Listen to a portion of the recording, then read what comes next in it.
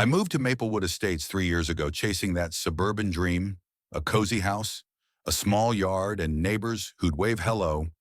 I'm Emma, a 29-year-old freelance artist with a knack for turning junk into treasure. My place isn't perfect. My lawn's a bit wild, and my porch has a quirky mosaic table I made from broken tiles. But it's mine. I thought I'd fit right in. But I didn't account for Karen, the HOA's unofficial dictator. Karen's the kind of person who'd write you up for a single weed in your driveway. Her house, a sterile beige box with surgically trimmed hedges, is her shrine to control me. I'm her worst nightmare. Karen targeted me from the start. My DIY wind chimes were too noisy. My painted mailbox was garish. I'd grit my teeth, fix what I could, and keep my head down. I'm not here to start fights. I just want to live my life. But Karen, she thrives on power trips, and I was her favorite punching bag. The real trouble kicked off one muggy July morning. I rolled my trash can to the curb, same as always. It's a standard gray bin, nothing fancy, but it does the job. By noon there, it was a neon orange violation notice taped to the lid. Trash receptacle improperly maintained. Visible stains. Correct within 48 hours or face fines. I stared dumbfounded. Stains, it's a trash can. It had a smudge of spaghetti sauce from a leaky bag. Hardly a crime. But to Karen, it was a federal offense. I was annoyed but figured I'd clean it and move on. Except Karen wasn't done. She started nitpicking everything. My recycling bin was too full. My compost pile was unsightly. Then I caught her snooping in my yard at dawn, taking photos like some HOA spy. I'd had enough, but I kept my cool.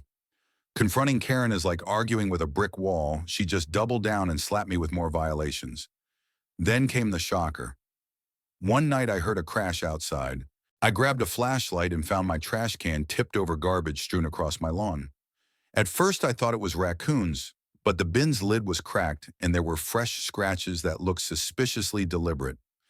I checked my security camera, blurry, but there was Karen in her signature cardigan shoving my bin and tossing trash bags into my yard. She was staging violations to bury me in fines. My blood boiled. This wasn't just petty, it was sabotage. I'm not a fighter by nature, but I'm no pushover. Karen wanted a war, I'd give her one my way. I'm an artist, not a lawyer, so I leaned into what I do best. Creativity. Karen's obsession with aesthetics gave me an idea. If she thought my trash can was an eyesore, I'd make it the loudest, proudest eyesore she'd ever seen. I'd turn it into a public art piece, a recycling exhibit that'd expose her nonsense and rally the neighborhood. She'd regret ever touching my bin. First, I cleaned the trash can until it gleamed, then hauled it to my garage for a makeover. I raided my art supplies, spray paint glue, old bottle caps, broken CDs, even some rusty gears from a flea market.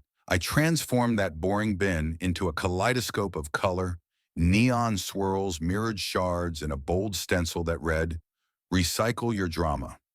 I added a sign to the lid, Maplewood's first trash art exhibit, dedicated to HOA harmony. It was chaotic, tacky, and impossible to ignore.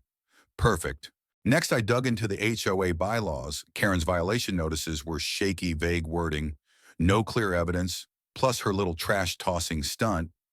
That was vandalism, a reportable offense. I wasn't going to the HOA, though they're her minions. Instead, I'd make this public. I posted about my art exhibit on the neighborhood Facebook group, framing it as a fun community project. "Come see my recycled masterpiece," I wrote. "Let's celebrate sustainability." I included a subtle jab inspired by a certain neighbor's love for pristine trash cans. The post blew up, likes, laughing emojis, and comments from neighbors who'd also been Karened. I wasn't done. I printed flyers with photos of my bin and a cheeky caption, "Art or atrocity." You decide. I slipped them into mailboxes except Karen's and taped a few to street signs. I even tipped off a friend at the local paper who thought a quirky HOA feud would make a great human interest story.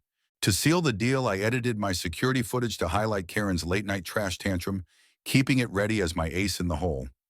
The big reveal was set for Saturday morning. I rolled my art bin to the curb at sunrise, its colors screaming under the light. By 8 a.m., neighbors were out snapping selfies with it, kids giggling, even old Mr. Jenkins clapping. The Facebook post had spread, and cars slowed to gawk. Then Karen appeared storming across her lawn, her face a tomato-red mask of fury. "This is a disgrace," she shrieked, waving a fresh violation notice. "You're defacing community property." I stood my ground, smiling. "It's art, Karen, and it's on my property. Check the bylaws, section 3, 2 personal expression." The crowd grew. Phones were out recording. Karen tried to rip the sign off, but I'd used industrial glue.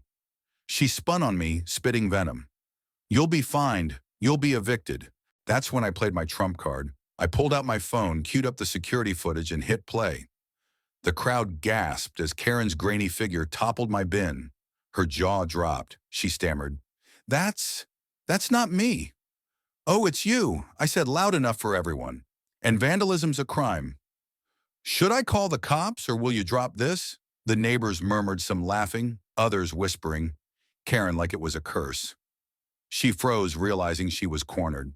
Without a word, she turned and fled to her house, slamming the door. The fallout was glorious. By noon, the local paper's photographer showed up, snapping shots of my bin for a Sunday feature. The article, "Artist Turns Trash Can into HOA Protest," went viral locally. 200 shares on Facebook alone.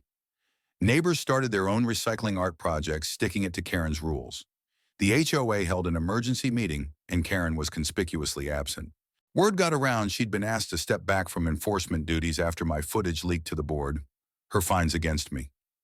Dropped my bin untouched, still dazzling the curb.